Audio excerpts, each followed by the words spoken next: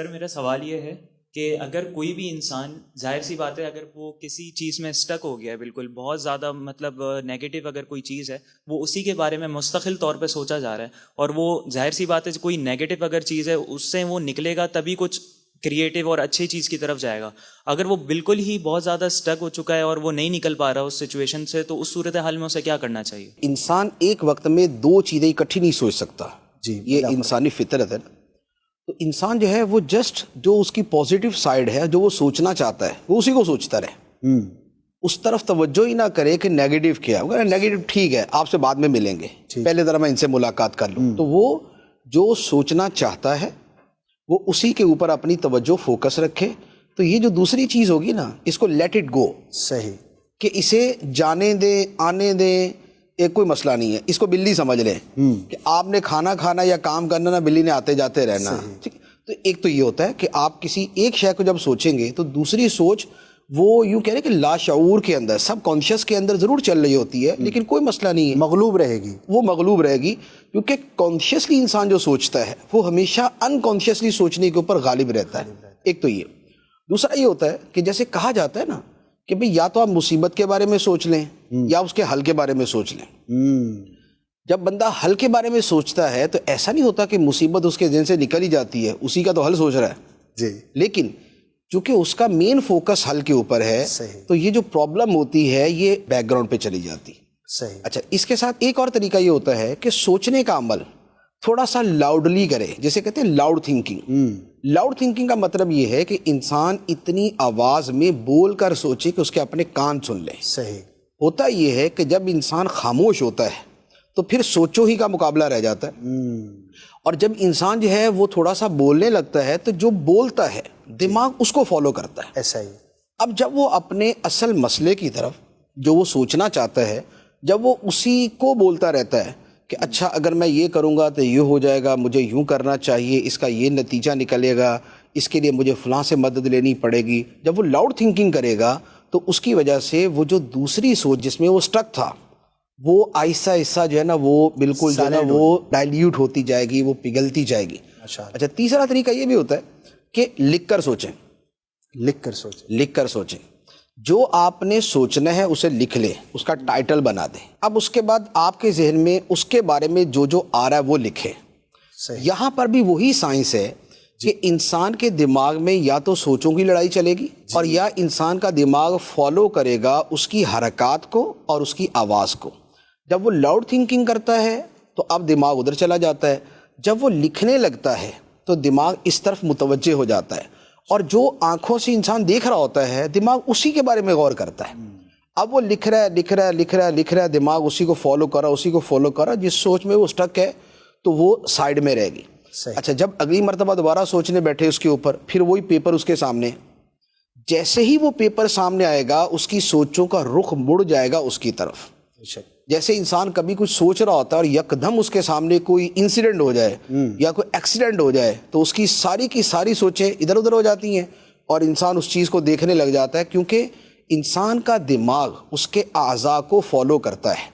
اچھا، اس کے پیچھے ایک اور سائنس ہے جس کے بارے میں کہا یہ جاتا ہے کہ اسے سیگمنٹ فرائڈ نے اور اس کے شاگردوں نے دریافت کیا، لیکن جو میں نے مطالعہ کیا اس سے مجھے یہ سمجھ آیا کہ اصل امام غزالی رحمۃ اللہ علیہ نے اس کو ایجاد کیا.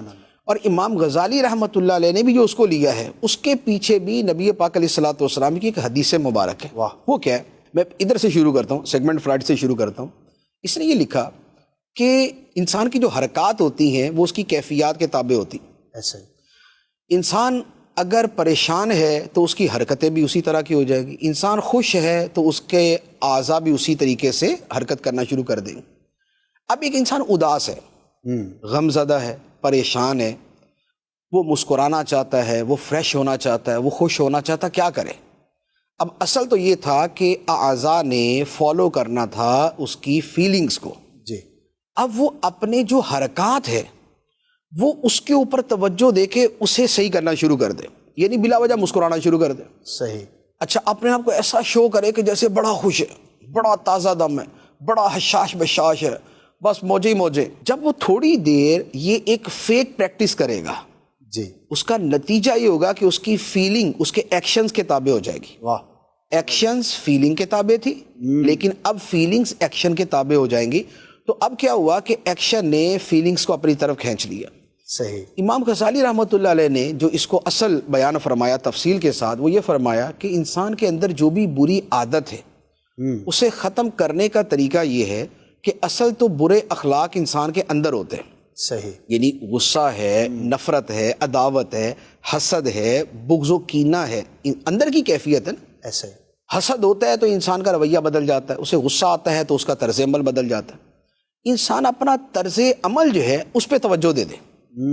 مثال کے طور پہ غصے کا نتیجہ ہے کہ انسان نے گالی دینی ہے یا برا کہنا ہے. صحیح. وہ اس کی جگہ اچھے الفاظ کہہ دے. واہ. جب وہ اچھے الفاظ کہے گا نا تو اس کا غصہ ڈم ہو جائے گا.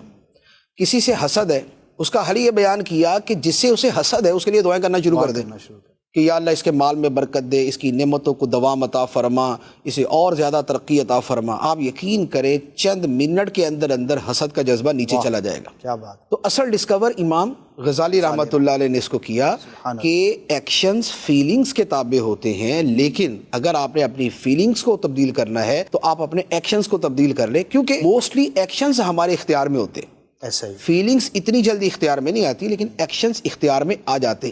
اسی وجہ سے بد اخلاق لوگ خوش اخلاق ہو جاتے ہیں اگر وہ ایک عرصے تک پریکٹس کریں. جی. کوئی شے مہینے میں تبدیل ہو جائے گی، کوئی 6 مہینے میں، کوئی سال میں، کوئی 2 سال میں. اچھا اب حدیث مبارک جو اس کے پیچھے میں ورز کرتا ہوں ایک بڑی معروف حدیث ہے. فرمایا کہ جب کسی کو غصہ آئے جی اگر وہ کھڑا ہے تو بیٹھ جائے، اگر بیٹھا ہے تو لیٹ جائے. لیٹ جائے. دوسری بات فرمائی وضو کر لے. وضو کر لے. اس میں کیا ہوتا ہے ایسا؟ ہوتا یہ ہے کہ یہ ایکشنز ہیں. جب انسان کو غصہ آتا ہے یہ اس کی فیلنگز ہے. جب انسان کھڑا ہے اور بیٹھتا ہے، بیٹھا ہے تو لیٹتا ہے، یہ اس کے ایکشنز ہوتے ہیں جو اس کی توجہ کو ڈائیورٹ کر دیتے ہیں. جب وہ وضو کرتا ہے تو ایک باقاعدہ ایک پریکٹیکل وہ ایک پریکٹس ہے کہ جسے اس نے کرنا ہے تو اس کی توجہ چلی جائے گی اس کی طرف کہ مجھے اپنا چہرہ دھونا ہے تو یہاں سے لے کے یہاں تک، تو یہ ہاتھ دھونے ہیں تو مجھے پاؤں دھونے ہیں. اس کی توجہ ہٹے گی اور اس کا دماغ ادھر چلا جائے گا تو جو غصے والی سوچ ہے وہ سائیڈ میں ہو جائے گی. تو یہ ایک طریقہ ہوتا ہے کہ اگر آپ نے اپنی جس سوچ کے اندر آپ سٹک ہو چکے ہیں اگر آپ اس نے ہٹانا ہے، ختم کرنا ہے، تو اس کا طریقہ یہ ہے کہ آپ ایکشنز کے اوپر توجہ دیں. ایکشنز آپ کی فیلنگز کو کھینچ لیں گے. تو جب انسان بولے گا یا وہ لکھے گا یا کسی سے گفتگو کر کے مشورہ کرے گا تو اب اس کی سوچ ساری کی ساری ادھر چلی جائے گی.